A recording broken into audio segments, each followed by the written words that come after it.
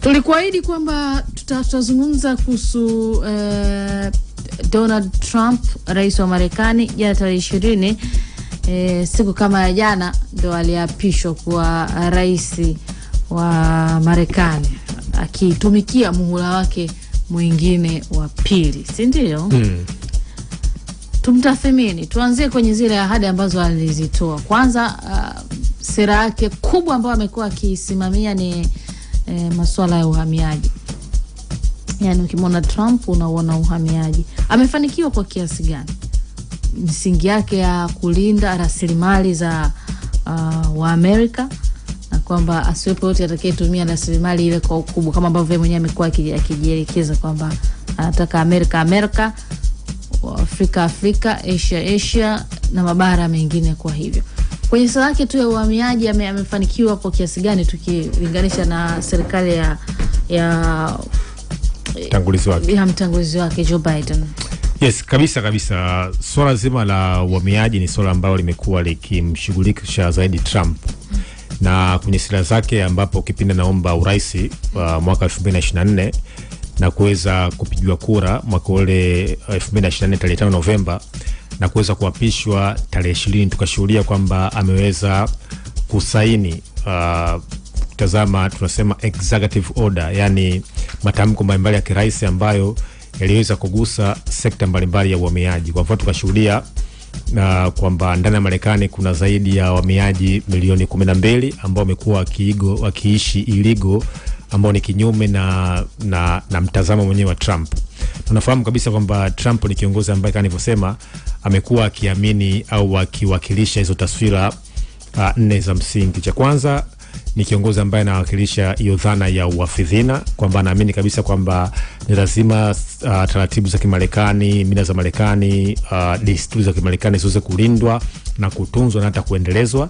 Lakini cha pili ni kiongozi ambaye amekuwa akiamini katika dhana ya realistic, yani kiongozi ambaye ana diplomasia ya ukweli, ya uwazi, ya kuweza kulinda maslahi ya Marekani kwanza, kuhakikisha kwamba Marekani vipaumbele vyake vinalindwa kabla ya nchi nyingine.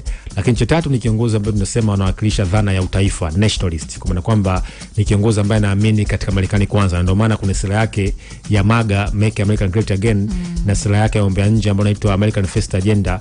Ni kiongozi ambaye mtazamo wake umekuwa ukiwakilisha hiyo dhana ya katika kulinda na kutetea maslahi ya Marekani.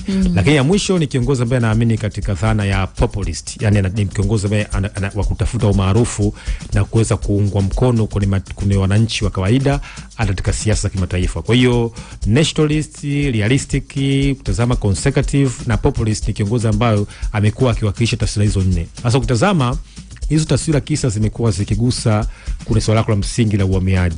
Yaani mtazamo wake kuhusu uongozi umekuwa ukigusa sekta nzima ya uhamiaji. Kwa fahamu kwamba Marekani ni taifa ambalo limekuwa likijengwa katika dhana ya cosmopolitan, yani taifa ambalo limekuwa likiruhusu wananchi au watu wenye raia wenye historia tofauti kwenda katika nchi ya Marekani. Yeye mwenyewe ukimtazama ana asili ya Ujerumani baba yake na asili ya Scotland ambaye ni mama yake. Kwa hiyo mwenyewe ni muhamiaji ambao wazazi wake walikuja baada ya vita ya pili dunia. Kwa hiyo kimsingi ni kwamba taifa ambalo limejengwa katika dhana hiyo. Lakini yeye amekuwa akisema wazi kabisa kwamba wahamiaji kutoka Mexico, kutoka Colombia kwa mfano, kutoka kule Venezuela, kutoka Cuba wamekuwa wakija ndani ya Marekani na kuweza kuchukua ajira za Marekani. Na ndio maana moja ya mkakati wake nasema kwamba ni kuweza kulinda ajira za Marekani na kuweza kulinda viwanda vya Marekani. Na katika hilo tukashuhudia katika mwaka mmoja ameweza kupitisha kodi ushuru kutazama kwa 10%, kutazama China 30%, mataifa ya Ulaya kwa mfano 15%. Kwa hiyo mtazamo wake wa uhamiaji na sera mambo ya nje imeweza kuigusa dunia katika watu kule walipo. Kwa hiyo kwa kweli mwaka mmoja Trump umeenda kushitua sana kuna nyanja zote za maisha, kuanzia uhamiaji. Tumeshuhudia kwa mfano ameweza kufuta visa kwa baadhi ya nchi kuhakikisha kwamba hawezi kuingia Marekani, na wananchi wengi ambao wanaishi au wanatokea katika eneo la Amerika Kusini wakiweza kuondolewa au kuambiwa kwamba rudi kwao na kusema kwamba Marekani ni kwa ajili ya Marekani.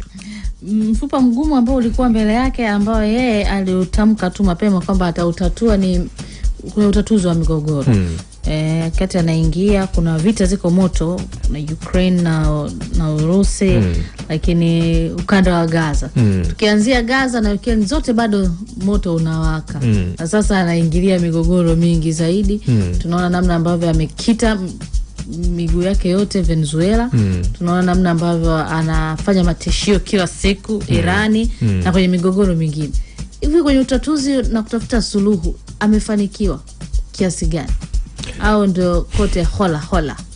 Yes, cha kwanza alivyoingia mamlakani, kutazama mwenyewe aliahidi kwamba anakuja kuwa ni msuluhishi wa changamoto za kiulimwengu, maana kwamba tunaita ile global mediator.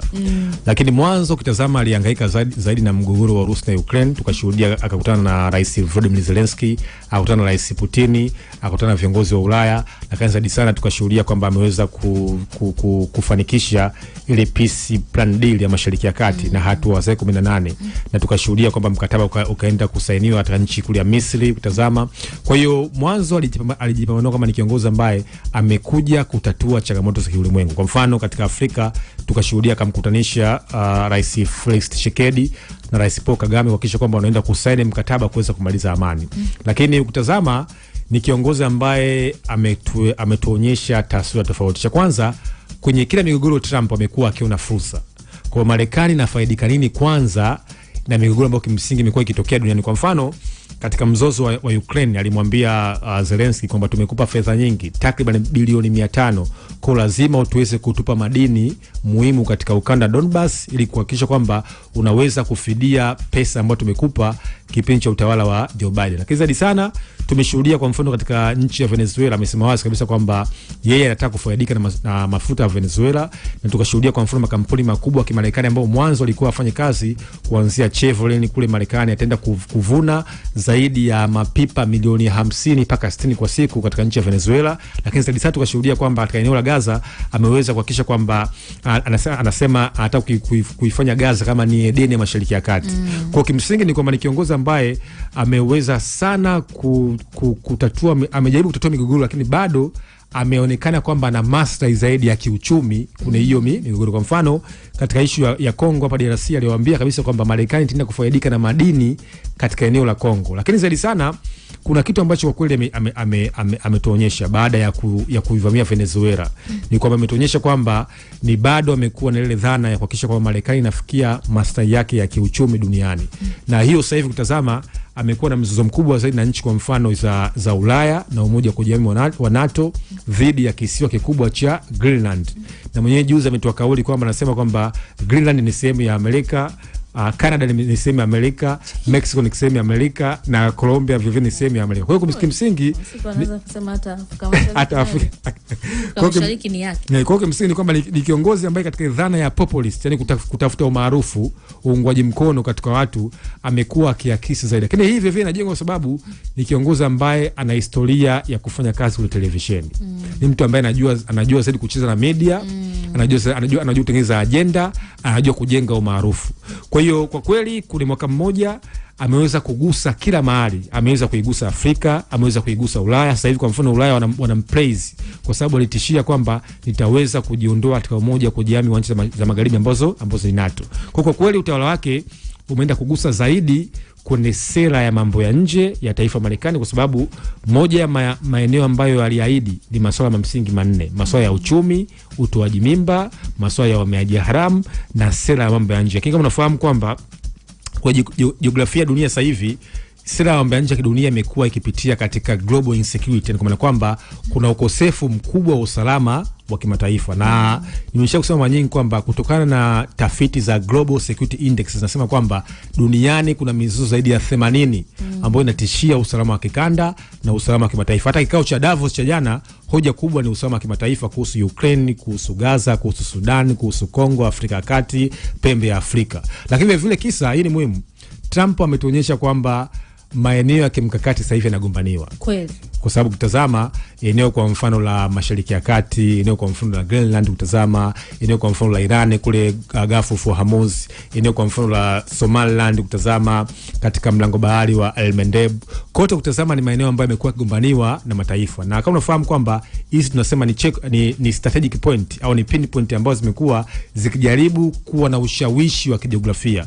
Na hoja kubwa sasa ni kwamba namna gani mitafaruku ya kijiografia imekuwa ikiathiri ulimwengu wa kimataifa. Kwa hiyo dunia inaweza kusema kwamba imeingia katika diplomasia nyingine zaidi, diplomasia ya mivutano, diplomasia ya mitafaruku ya kimataifa, diplomasia ambayo maeneo potential ambayo yana rasilimali, yana utajiri, yana ushawishi wa kijiografia yameweza kulindwa, kugombaniwa na kudhibitiwa na mataifa makubwa ambayo yanaongozwa na Urusi, China na Marekani. Basi bwana, bila shaka tumepata tathmini ya uongozi kwa kipindi hiki wa Donald Trump, si ndio? Maswali yalikuwa yameulizwa na yamejibiwa kwa ukubwa. Nikwambie tu pamoja na yote bwana, popote pale ambako unakuepo, mimi niliambiwa kwamba nchi yako ndo yako, yani ya kwanza. Napenda namna ambavyo Trump anaishikilia msimamo wa Umarekani wake ndio kwanza. Marekani ndio wa kwanza. Ni dhana kubwa sana ya uzalendo hiyo. Inafaa kwa kijana kabisa, inafaa kwa kijana, na kimsingi ni kwamba inatuonyesha kwamba lazima kwanza kama kijana uweze kupenda taifa. Uweze kupenda taifa, uweze kujivunia utaifa wako, uhakikishe kwamba taifa lako una jukumu la kulilinda na kulipigania na kulitetea pale ambapo unapokuwa mahali pote zaidi. Lakini zaidi sana ni dhana ya kijana ambayo inatuonyesha uwajibikaji, kwamba kila kijana ana wajibu wa msingi kuhusu taifa lake. Namna gani unaweza kujiuliza wewe unaweza kuifanya nini Tanzania kuliko Tanzania inaweza kufanyia nini wewe. Na tukiwa na kundi kubwa ambao inaweza kufanyia kitu nchi yake, maana hiyo ndio tafsiri ya maendeleo, kwa sababu uzalendo inajengwa katika dhana tunasema ile patriotism au nationalism, dhana ya uzalendo na dhana ya utaifa. Kwa hiyo nafikiri kwamba vijana kuna hii dhana ya American First Agenda wanapotufundisha sasa, ukifanya reflection ya taifa yetu, namna gani watu waweza kujivunia utaifa. Trump anajivunia utaifa wake, Marekani kwanza. Si ndio? American First Agenda. Sisi ni wakuu, sisi ni wa kwanza. Kwa hiyo kijana kule ulipo, hebu angalia kujitathmini. Namna gani Utanzania wako unakuwa ni kipaumbele. Inakuwa ni jambo la kwanza.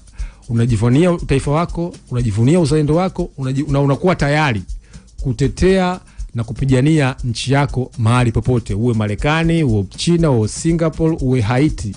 Namna gani unaweza kujivunia taifa lako? Hiyo ni dhana kubwa ya uzalendo ambayo kwa kijana ya leo atakiwa kuwa nao. Kwenye mambo ya kawaida tu, hivi ili kijana awe mzalendo, kijana wa kawaida anatakiwa kuwa anafanya nini? Kijana ili aweze kuwa mzalendo, cha kwanza lazima aweze kuwa anawajibika pale alipo. Lazima aweze kuwa anawajibika, responsibility.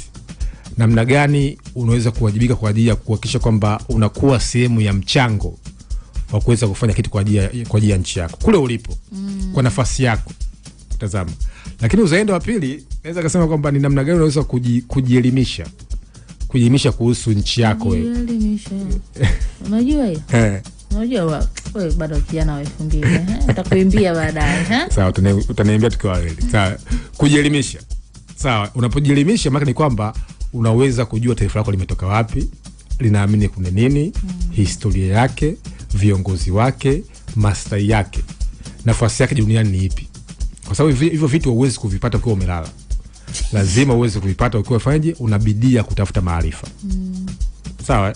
Lakini na tatu, namna gani sasa unaweza tunasema Mwalimu Nyerere alisema kwamba kazi ni kipimo cha utu.